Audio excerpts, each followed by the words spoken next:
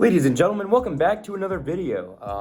It's one of these extra videos. Again, I haven't done one of these in a while, just a different video than a podcast. I haven't done one of these in a minute, but I figured, now would be a good time to do one. I haven't done one of these in a while, and fantasy football is coming up. There's a lot of guys that we look forward to drafting. We look forward to putting on our big boards, all that jazz, but I feel like often we don't look away from players that, we should avoid. There's some big names on boards, that, you might want to take. It looks tasteful. And I think that, you need to look out for busts as much as you need to look out for sleepers. So in today's video, we're going to be going through 5 fantasy football potential busts, in my opinion, for the 2023 NFL season. Or 2022-2023 NFL season. Sorry. But yeah, I don't mean to make such a negative video towards players, but there's a lot of busts in fantasy football, and I feel like these 5 guys could potentially, not put up as much of a successful season as we want them to. But let's jump right into it. Number 5, I think. This guy, he's been in the league for a while. He's 32 years old now. Cordarrelle Patterson. Patterson, he had an outstanding year on offense last year, being, essentially the Swiss Army knife for Atlanta's offense. But will this continue? I don't think so. Okay, while Patterson's year was uncanny, he was really the only option for Calvin Ridley, with Calvin Ridley being suspended and, the rookie Kyle Pitts at tight end, learning the ropes. Other than that, the receivers, Zacchaeus and Russell Gage, they, were just filler guys, and they put up mediocre numbers. And now, teams are expecting design plays to be ran for Cordarrelle Patterson.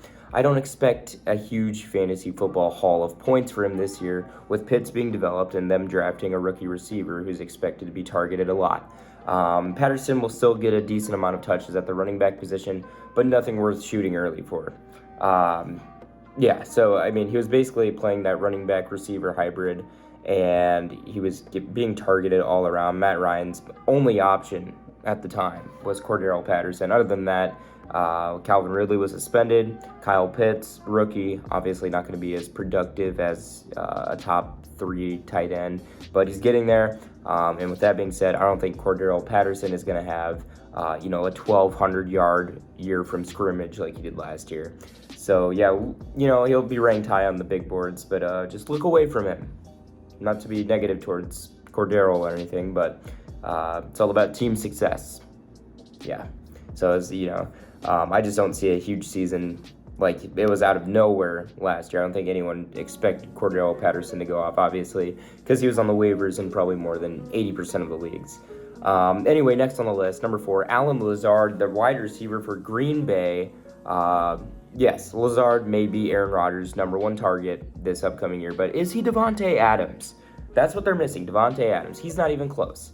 But, Lazard has an outstanding 6'5" frame. He'll get a lot of targets, but he's had trouble getting separation, through the last few seasons. And with Adams being gone, the Packers will be forced to run a more, West Coast style offense. Getting a number of receivers involved rather than, forcing guys to double team Davante Adams and getting other guys open. No, they're going to need to target more than one receiver this year and, make it look like a sort of mobile offense and not solely using one guy to get others open. Yes, I think Lazard will get his catches, but nothing worth shooting in the first 6 rounds for. He'll get his TDs too. He'll get those goal line fades. He's 6'5". He's got the frame for it and everything. Number 3, Deebo Samuel. Now, this is an early round deal to stay away with. A lot of PPR leagues will have Deebo sitting high on lists, but his usage this year has a lot of uncertainty surrounding it. With Deebo wanting to play the running back role a little more, less, and Trey Lance at the quarterback under center, there are a plethora of question marks surrounding Deebo's upcoming usage on the season.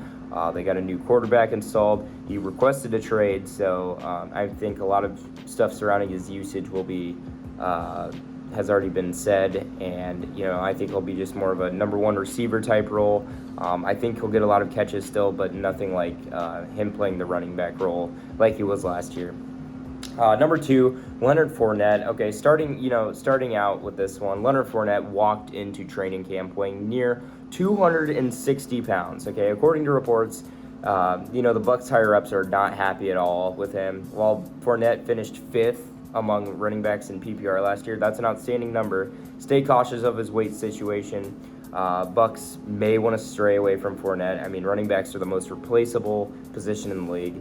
If he's not able to get in the prime shape, bye-bye, Lenny. Bye-bye. No more playoff Lenny.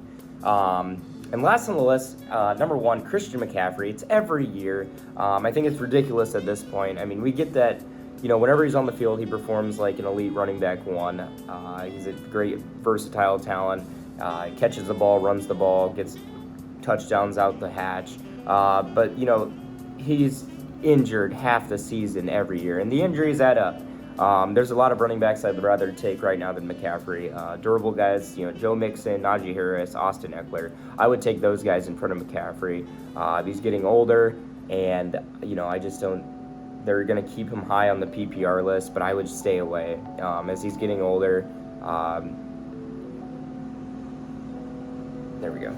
As he's getting older, pretty much all I see at this point is, he's going to slip, hopefully into the second round for some leagues, but he's not going to be used as he was in his prime.